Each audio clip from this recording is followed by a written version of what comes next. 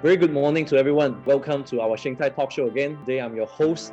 I'm SC Leong. They will be hosting one of our very VVIP special person all the way from Malacca. His name is CS Loo. He is very responsible for our project, The Sail. He is the main architect for our project. So as you can see behind us, we have both the sails first design and the second design. Of course, on my right hand side, this is the old design. And now we have transformed it into the new design, which is bigger, more iconic. And of course, this is all thanks to our guest today, Mr. CS Loo. Hi, Mr. CS Loo. Hello, Nicholas. How are you? Good morning. You have been quite famous since our Shanghai International's the Sail has begun. A lot of people have been asking about who's the architect behind this anonymous design. Could you tell us more about yourself, please? Well, I'm Mr. Loo from CS Loo Architect. I was born in Malacca, brought up here. I went to school all my life in Malacca. Then I was so lucky to get a government JPA scholarship to continue my architecture studies in the University of Edinburgh for 5 years. So after I came back, I worked for Kajima in KL for a year. Then I came back to Malacca, worked for other architect firms, and then I started my own firm. It has been about 12 years since I started my firm. Thank you, Mr. Loo. I want to bring you into our first topic today, and the most asked about the sail. What was your inspiration in creating and designing the sails concept? Well, when the client came to me, they want something iconic for Malacca. They want something like really stand out. For example, in Australia, Sydney, you have the Sydney Opera House. In Dubai, you have Burj Khalifa. In Paris, you have Eiffel Tower. But they want something really iconic for Malacca. I was thinking, what can I use to translate into a relevant architectural language, turn it into an iconic building? For example, in Malacca, we know we have A Famosa. Everybody knows about A Famosa, Fort A Famosa. And then culture-wise, we have Babadonia, Chinese, Malay, Portuguese, Dutch. So finally, I came to the idea of history. When we went to school, all our life, we studied that Malacca, at the Straits of Malacca, is a very important port whereby ships from all different countries, especially from China to Malacca, then Malacca to India and to Arab, they all stop in Malacca. So that's how the idea of a port city, of ships coming together, form an idea and we turn it into an architectural language. That's how we got the sail today. Of course, it evolved from a simple sail building of 3 sails into a huge building with 9 sail ships converged together into a center. Okay, that's very intriguing. In school, we have studied a lot about the history of Malacca, and we know that it has always been the point whereby the East-West meet and got trading behind it. And of course, throughout time, this has been revived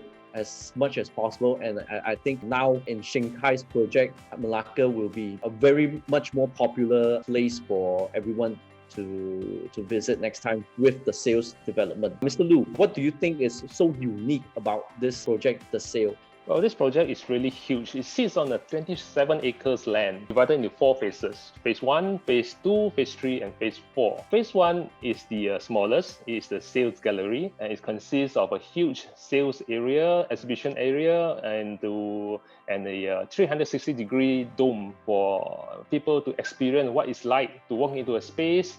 You experience these 360 degrees without actually going to the real place. For example, you could be in Paris today without going away, without wearing the special glasses to experience this 360-degree thing. Yep. And then we have Phase 2. Phase 2 consists of the 4-story commercial shop lots. Now that is unique because it's a combination of different culture, different history. We have Babylonia, Japanese, Chinese, colonial, and all these are translated into architecture language and concentrated in Phase 2.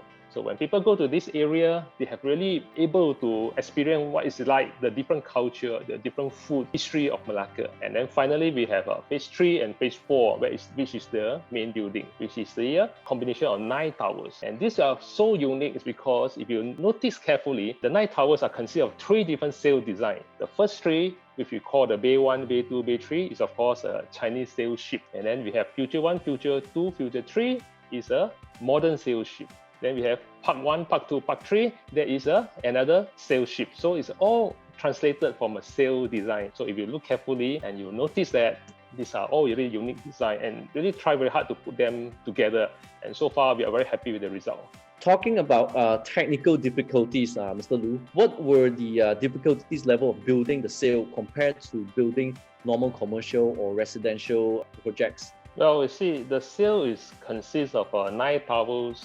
They all link into a same common podium. That itself is very difficult and not that I've heard of actually. Normally we have 2 towers, at the most 3 towers, which is common. It's not that difficult to build, but we have 9 towers and the shape are not vertical. They are not straight up like a box. They all have a slight curve. Even the podium itself has a curve to mimic the shape of the hull of a ship.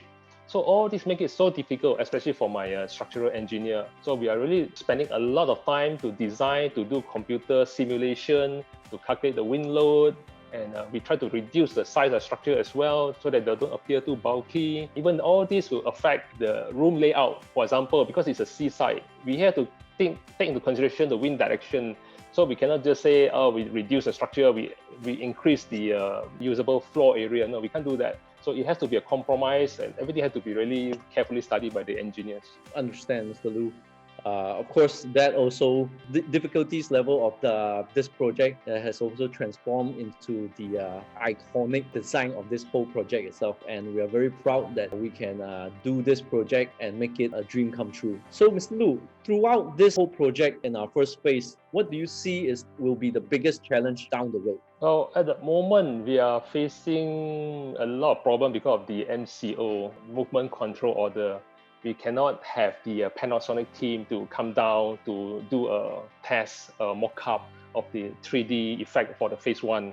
Even then, the order and delivery of material from Arab countries for the aluminium gold cladding and the acrylic roof, all these are all from overseas. All this take time. So I think time is not on our side. But we are trying very hard. And then in the phase 2, because as you know, this is a sea reclaimed area. As we're going to start our construction, the digging for the basement, we foresee we're going to face a lot of problems with high tide.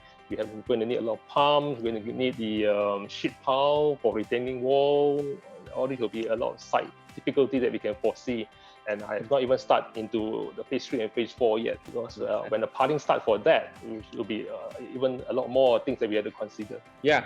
Talking about difficulties during the MCO time, I think a lot of our materials and suppliers are coming from overseas, and shipping matters have been quite difficult during this time. So truly understand on that. Mr. Loo, the whole project, the Sail, is built on a reclamation land. But of course, to others that hasn't heard of reclamation land before, what are the difficulties of building a project on it? A lot of people they fear when they heard about reclaimed land.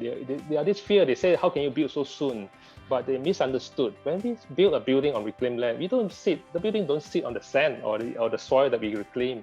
The building has piling. From what my engineers advise, the pile, we can pile all the way until it hit the hard layer or the stable layer of the earth. And for our case, the average depth is about 48 meters or about 158 feet. In fact, piling is in progress at site now. And after all piles have been done, the engineers will test whether those piles have really reached the hard layer. But we can test by, for example, the pile go all the way and it hit the hard layer, and then we test on the top here whether the pile can still go in or not. If it cannot go in anymore, that means the pile is set and is safe. So in other words, for building sitting on reclaimed land is not really an issue. Yeah, as you can say, a lot of people have the imagination thinking that once we build a project on sand, is it stable? What about wind power coming from the sea and everything on that? Of course, all this is based on our scientific research, and of course we get certificates from the government to say it's safe to be built on there.